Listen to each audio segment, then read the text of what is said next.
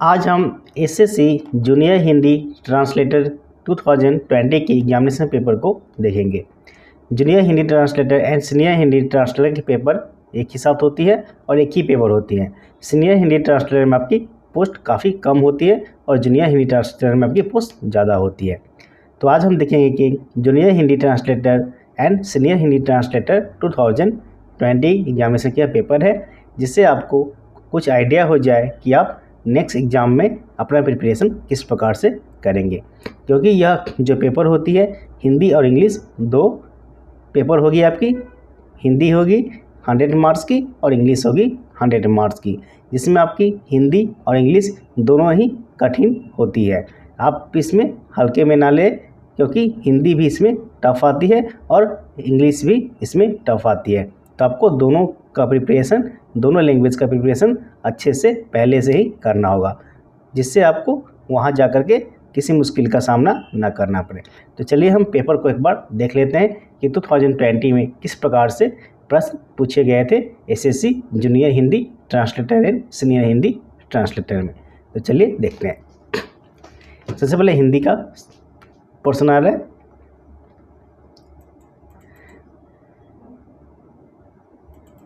Number 1 में था, निम्नलिखित में से कृत्यवाच्य का उदाहरण कौन सा है, यह देना था। चार आपके ऑप्शन रहेंगे, आपको सही उसमें चुनना है। दूसरे नंबर में था, हमें व्यायाम करना चाहिए, रिक्त स्थान के लिए उपयुक्त शब्द कौन सा है। इसमें आपके 50% प्रश्न तो हिंदी के जो होते हैं वो काफ़ी आसान होते हैं, कोई भी कर लेते हैं, लेकिन 50% प्रश्न ऐसे होते हैं जो मुश्किल भी होते हैं। तो आपको अच्छे से हिंदी का भी प्रिपरेशन करना होगा। तीसरा नंबर में था, अर्थ से संबंध रखने वाले के लिए निम्नलिखित में से कौन सा शब्द है। चौथे नंबर पर, माँ ने बच्चे को बुलाया, रेखांकित अंश में कौन सा कारक है, यह आपको सिलेक्ट करना है। पाँचवें नंबर में था, निम्नलिखित में से कर्ता कारक की विभक्ति है, आपको सिलेक्ट करना है कौन होगा, को, में, से, ने।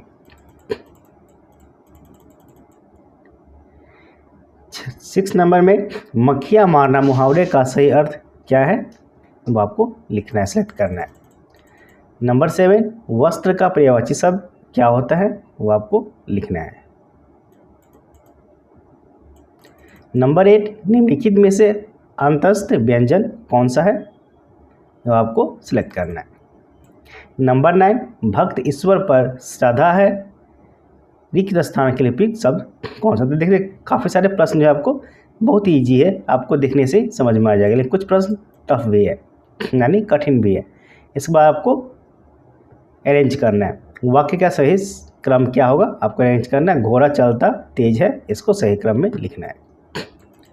नंबर 11 में, निम्नलिखित में से कौन सा शब्द पुल्लिंग है, आपको सिलेक्ट करना है।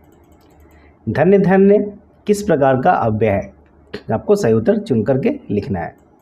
नंबर 13, इतिहास का जानकार के लिए निम्नलिखित में से कौन सा शब्द है, तो है इतिहासज्ञ, ऐतिहासिक, विद्वान, पुरातत्व, आपको सही उत्तर चुनना है।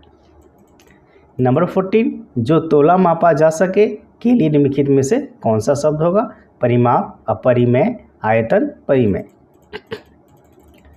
नंबर 15, चिरंतन का विलोम शब्द क्या होगा, शाश्वत, नश्वर, सनातन, पुरातन। नंबर 16, कर्कश का विलोम क्या होगा, मधुर, धूमिल, निष्ठुर, वर्ण। इसमें से आपको सही उत्तर चुनना है। नंबर 17, सीमा तेज चलती है वाक्य में क्रिया विशेषण प्रयोग कीजिए, या क्रिया विशेषण क्या है। नंबर 18, मारने को तत्पर होना अर्थ के लिए सही मुहावरा कौन सा है, ये आपको चुनना है, फिर आपको अरेंज करना है। नंबर 20, भानुदय का संधि विच्छेद क्या होगा। नंबर 21, निम्नलिखित में से कौन सा वाक्य शुद्ध है। नंबर 22, तनय का पर्यायवाची शब्द क्या होता है, वो आपको लिखना है। सारा राज्य उसके लिए एक था, रिक्त स्थान में कौन सा शब्द होगा, वो आपको चुनना है। नंबर 24, अनुक्रम में लिखना है वाक्य को। व्यायाम ने किया दीपक। नंबर 25 इसको भी क्रम में सजाना है। नंबर 26 मनवंतर का संधि विच्छेद क्या होगा, इसको आपको सिलेक्ट करना है। निम्नलिखित में से कौन सा वाक्य शुद्ध है, आपको यहाँ पर सही उत्तर चुनकर लिखना है। नंबर 28 निम्नलिखित में से दंत्य वर्ण कौन सा है, आपको चुन करके सही लिखना है। 29 इसको क्रम में सजाना है। नंबर 13 निम्नलिखित में से कौन सा शब्द घर का पर्यायवाची शब्द नहीं है। देखिए क्वेश्चन घुमा दे, घर का पर्यायवाची शब्द नहीं, यानी यहाँ पे कौन सा नहीं है, तो आपको वहाँ पे अच्छे से क्वेश्चन को पढ़ करके उत्तर देना होगा। तो कभी कभी क्वेश्चन को वो नेगेटिव में ही पूछ दिया जाता है। नंबर 31 श्याम आया है वाक्य का क्या काल है, वह काल आपको सही उत्तर चुन करके लिखना है। नंबर 32 मैं आपके करने आया हूँ लिखे स्थान पर कौन सा शब्द होगा। नंबर 33 निम्नलिखित में से कौन सा शब्द स्त्रीलिंग है, आपको सही उत्तर चुन करके लिखना है। 39 में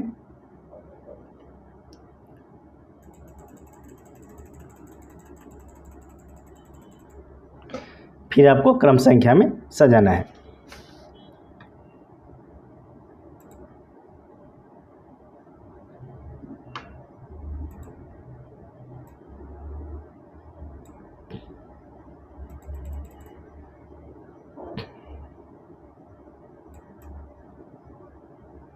थोड़ा सा आगे चला गया, मैं इसे फिर से ले आता हूँ।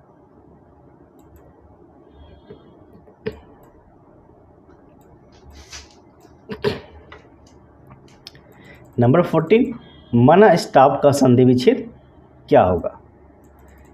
41 निम्नलिखित में से कौन सा शब्द तत्सम नहीं है। तत्सम तद्भव देश विषय आपको पता ही है कि कौन सा शब्द जो है इसमें तत्सम नहीं है। सब घर में सब किस प्रकार का विशेषण है, वो आपको चुन करके लिखना है। तो आपको संज्ञा सर्वनाम क्रिया विशेषण इसके बारे में अच्छे से जानकारी होना जरूरी है। खरा का विलोम क्या होगा, आपको सही उत्तर चुन करके लिखना है। नंबर 44 कौन सर्वनाम का परिमाणवाचक विशेषण है। परिमाणवाचक आपको मिल जाएगा विशेषण में। परिमाणवाचक विशेषण किसे कहते हैं, मैंने इसके ऊपर वीडियो भी बना दिया है, आप उसे भी जा करके देख सकते हैं। नंबर 45 निम्नलिखित में से तद्भव शब्द कौन सा है, आपको सही उत्तर चुन करके लिखना है। नंबर 46 एक देश से दूसरे देश में माल भेजने के लिए क्या होता है। ये तो इकोनॉमिक्स का भी क्वेश्चन पूछ दिया है हमें। देखिए इकोनॉमिक्स में भी आता है, आयात निर्यात इकोनॉमिक्स में भी होता है, यहाँ भी पूछ दिया है। चलिए आगे चलते हैं। नंबर 47 नयन का पर्यायवाची शब्द क्या होगा। 48 निम्नलिखित में से कौन सा शब्द वर्तनी की दृष्टि से अशुद्ध है। नंबर 49 निम्नलिखित में से कौन सा वाक्य शुद्ध है, आपको सही उत्तर चुन करके लिखना है। हवा हो जाना मुहावरे का सही अर्थ क्या है, इसका कौन सा सही होगा, आपको टिक करना है। 51 में खान पान में कौन सा समास है, आपको जो सही है उसको टिक करना है, फिर आपको सही क्रम में लिखना है। 53 निम्नलिखित में से कौन सा वाक्य शुद्ध है। नंबर 54 निम्नलिखित में से अघोष वर्ण कौन सा। घोष और अघोष वर्ण आपको पता होगा, यहाँ अघोष वर्ण के बारे में पूछा है। फिर यहाँ में क्रम संख्या में सजाना है। नंबर 56 में क्या किस तरह का सर्वनाम है, तो क्या होता है, क्या क्यों जो होता है प्रश्नवाचक होता है, आपको पता ही है। 57 पीताम्बर में कौन सा समास है, समास के ऊपर भी मैं अच्छे से वीडियो बना दिया, आप वो वीडियो जा करके भी देख सकते हैं। सर्वनाम क्रिया विशेषण और संज्ञा से जितने भी ग्रामर के सेक्शन हैं सारे से प्रश्न पूछे जाते हैं। 58 निम्नलिखित में से कौन सा वाक्य शुद्ध है, शुद्ध वाक्य को आपको टिक करना है। नंबर 59 कृति का विलोम क्या होगा। कृति का विलोम जो होगा आपको यहाँ पर सिलेक्ट करके सही उत्तर को सिलेक्ट करना है। नंबर 60 निम्नलिखित में से कौन सा वाक्य शुद्ध है, शुद्ध वाक्य को आपको टिक करना है। नंबर 61 यह कविता अनेक भाव प्रकट करता है, लिखित स्थान में कौन सा शब्द आएगा। नंबर 62, निम्नलिखित में से दीर्घ स्वर कौन सा है, आपको सिलेक्ट करना है जो सही है। नंबर 63, निम्नलिखित में से कौन सा वाक्य शुद्ध है, यह आपको सही उत्तर चुनना है। नंबर 64, निम्नलिखित में से कौन सी क्रिया प्रेरणार्थक क्रिया है, प्रेरणा कौन सा क्रिया देता है, तो आपको सही उत्तर चुन करके लिखना है। नंबर 65, तिरछा किस प्रकार का विशेषण है, संख्यावाचक, परिमाणवाचक, गुणवाचक या सर्वनामिक। इसका आपको आरसी पूछा जाता है, यानी गद्यांश, जिसे हिंदी में हम कहते हैं गद्यांश रहेगा, और आपका खाली स्थान भी फिल इन द ब्लैंक्स के जैसा गद्यांश भी आपको दे दिया जाएगा, और उस पर बेस्ड आपको क्वेश्चन पूछ लिया जाता है। यहाँ देखिए गद्यांश दिया गया, देश विदेश में उभरे स्त्रीवादी आंदोलन के साथ हिंदी साहित्य लेखन के क्षेत्र में भी महिलाओं ने अपनी उपस्थिति बड़ी मजबूती के साथ कराई है। क्या कराई है, आपको यहाँ पर फिल करना होगा। महिला रचनाकार साहित्य लेखन के प्राय हर काल में मिलती है, लेकिन उनकी संख्या बहुत कम है। इसके मूल में हमारी समाज व्यवस्था, उसकी सोच या तीसरे प्रकार का आपका एक पैराग्राफ दे दिया जाएगा, उसके ऊपर बेस पे आपको क्वेश्चन दिया रहेगा, आपको उससे सिलेक्ट करके आपको उसका सही उत्तर लिखना है। चलिए सारा पैराग्राफ बेस पे क्वेश्चन है, आपको 3-4 पैराग्राफ दे दिए जाते हैं। फिर देखिए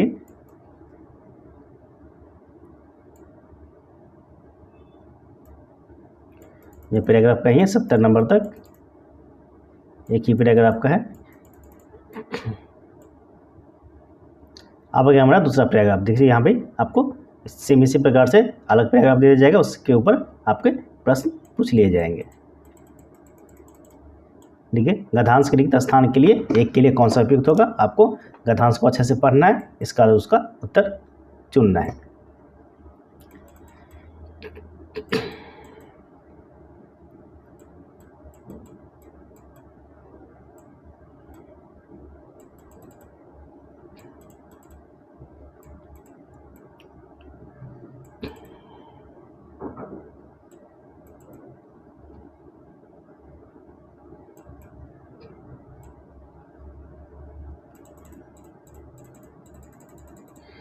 इसका 77 में कथा का बहुवचन क्या होगा, बहुवचन रूप कथा का लिखना है।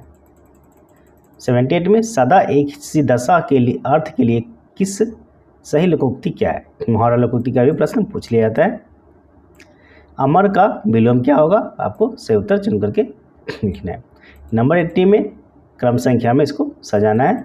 81 में सुर का परिभाषित शब्द क्या होता है, सुर का होता है देवता। 82 में निम्नलिखित में से तत्सम शब्द कौन सा है, तत्सम शब्द को आपको चुन करके लिखना है। नंबर 83, निम्नलिखित में से कौन सा वाक्य शुद्ध है, शुद्ध वाक्य को आपको चुन करके लिखना है। नंबर 84, निम्नलिखित में से कौन सा शब्द वर्तनी की दृष्टि से अशुद्ध है, अशुद्ध को आपको यहाँ पर चुनना है। नंबर 85, सही क्रम में इसको सजाना है। इसके बाद 86 में फिर आपका एक पैराग्राफ लिख दिएगा, पैराग्राफ बेस पे आपको प्रश्न रहेंगे, आपका हिंदी में भी होते हैं और अंग्रेजी में भी होते हैं। ये पैराग्राफ बेस पे ही प्रश्न है। पैराग्राफ इसका आपका काफ़ी टफ होता है, आपको थोड़ा सा प्रैक्टिस करना होगा, क्योंकि हिंदी भी इतना ईजी नहीं होता, आपका 100 में 100 नहीं आ पाता। आपका अगर अच्छे से तैयारी करेंगे तो ही आपका 95-90 के करीब आ पाएगा, अगर अच्छे से करते हैं तो, नहीं तो अगर अच्छे से नहीं करेंगे तो 60, 75, 70 तक ही रह जाएगा। तो आपको हिंदी भी अच्छे से तैयारी करना है। यह एक पैराग्राफ है, पैराग्राफ पे ही क्वेश्चन पूछ लिए गए हैं।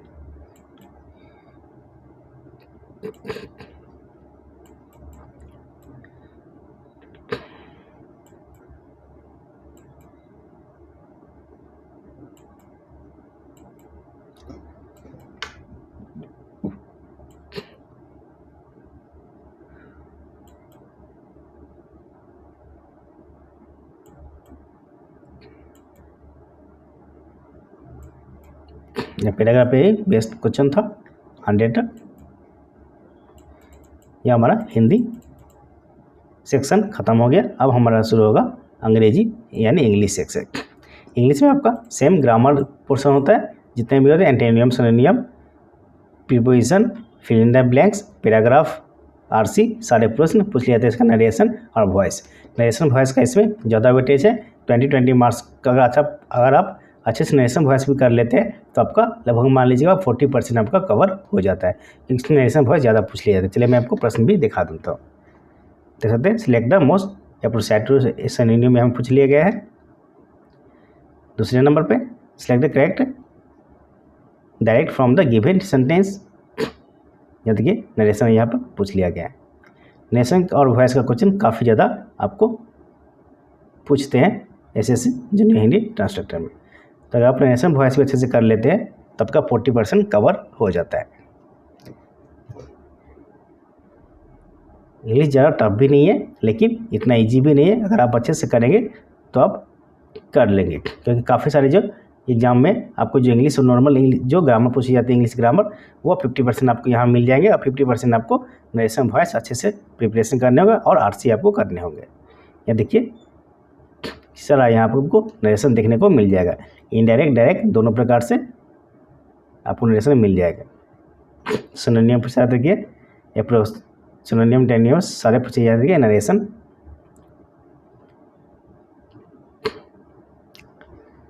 तो नरेशन वॉइस आपका जो है इंग्लिश सेक्शन में जो है यहाँ पे आपको जिस प्रकार से हिंदी में आपको सेंटेंस को अरेंज करना था, ऐसे यहाँ पर अंग्रेजी में भी आपको सेंटेंस को अरेंज करना है। यहाँ देखिए फिल इन द ब्लैंक्स भी दे दिया है, तब इसमें कुछ आइडिया से भी आप कर सकें, लेकिन आपको नरेशन और वॉइस अच्छे से आपको करना होगा। देखिए you said me to me I slept well last night. तब देख सकते हैं किस प्रकार से प्रश्न पूछे जाते हैं। यहाँ पे आपको अरेंज करना है, फिर यहाँ पर नरेशन पूछ दिया गया।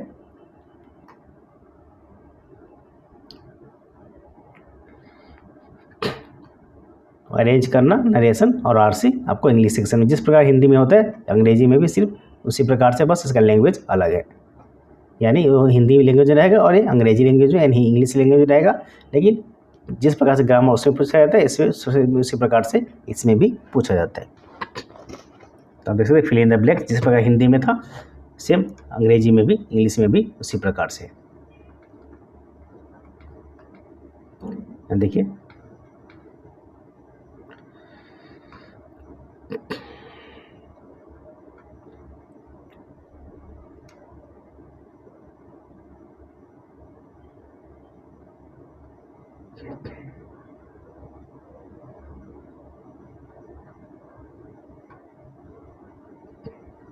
सारे फिल इन द ब्लैंक्स का ही क्वेश्चन है, जिसे आप क्लोज टेक्स्ट भी बोलते हैं इंग्लिश में, सेम उसी प्रकार का है। इसे देखिए आपको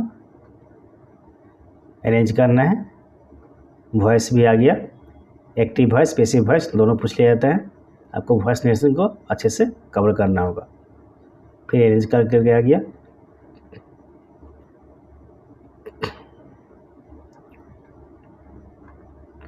अब आ गया आपका आरसी यानी पैसेज दे दिया जाएगा। पैसेज पे आपको बेस्ट प्रश्न रहेंगे, जिस वजह से आपका हिंदी में था अंग्रेजी में भी सेम उसी प्रकार से, बस इसका लैंग्वेज चेंज हो गया। सारे पैसेज पे भी आरसी पेज पे प्रश्न है।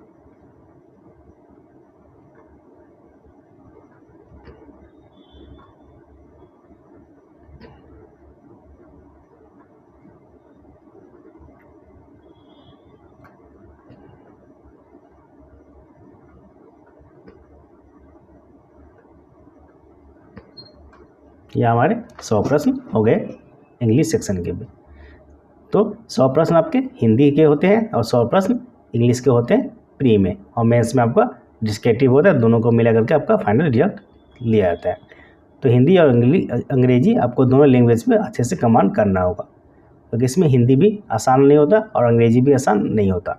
दोनों लैंग्वेज को आपको अच्छे से तैयारी करना होगा।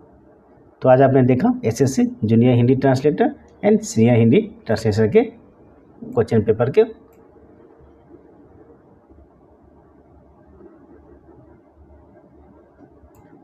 जिससे आपको कुछ आइडिया हो जाए कि किस प्रकार से प्रश्न पूछे जाते हैं।